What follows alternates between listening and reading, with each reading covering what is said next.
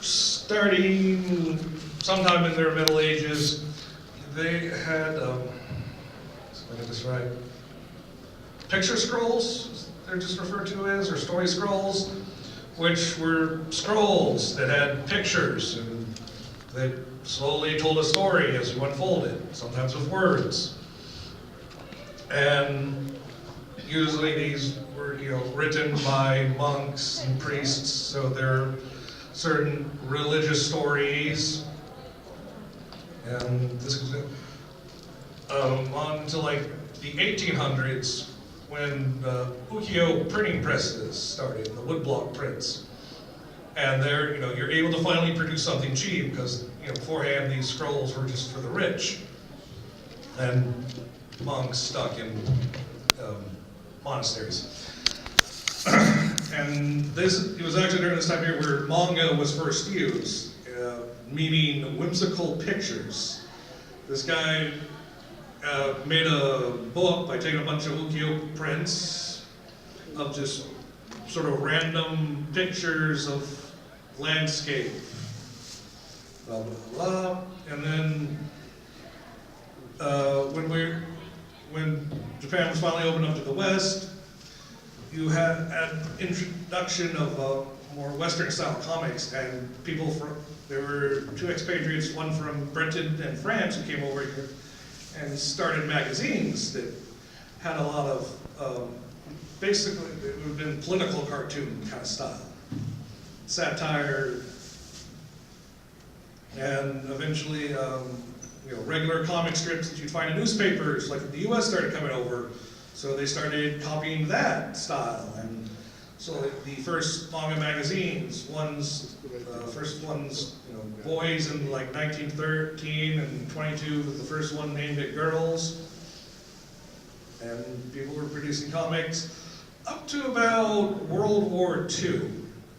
And there was the shortage of paper to be able to produce comics, and a lot of people who would produce comics were now being used by the propaganda department.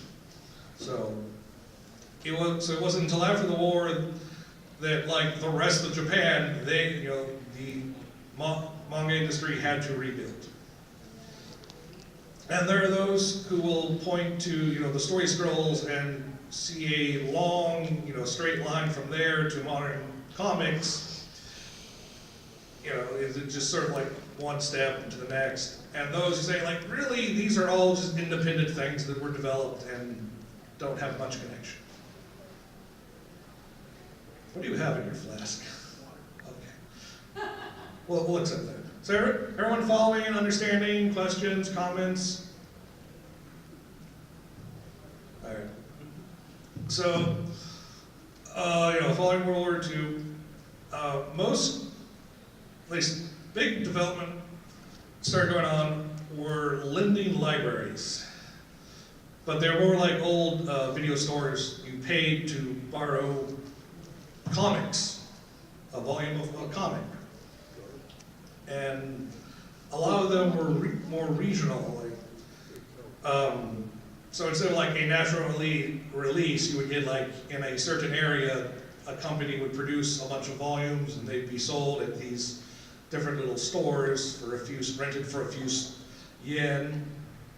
And as the time went on, the magazines that were being produced that had comics, they would start off, originally they were produced with, there'd be comics and stories and articles, but as time went on, the comics would take over the whole magazine, which is pretty much more of the standard you get today. This developed, and I'm sorry, I'm tired. You have various magazines aimed at different audiences. There were the shonen magazines for boys and shoujo for girls at this time, and somewhere in the 50s there was enough interest and a need to start producing comics weekly. So every week there would come out a telephone book size magazine of all these comics.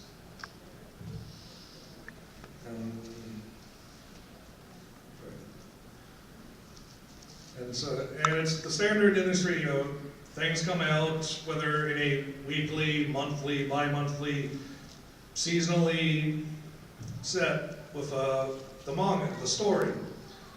And basically it's an anthology of all these different creators. And that's produced, and then the stories are collected and released in takubons.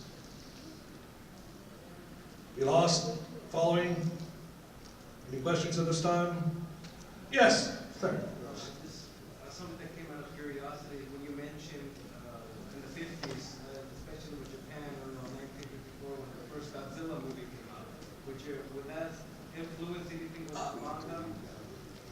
You know, there's not a lot of, from what I know, is like of Dai Kaiju monsters in manga. There has been just recently a weekly Shonen Jump story called Ziga, which is that, but yeah. I mean, it points to an interest in sci-fi was big at that point, and those kind of stories. And Astro Boy by Tezuka, which I could go on forever about that guy. He is such an interesting story, and he worked in every kind of field and genre that you could have.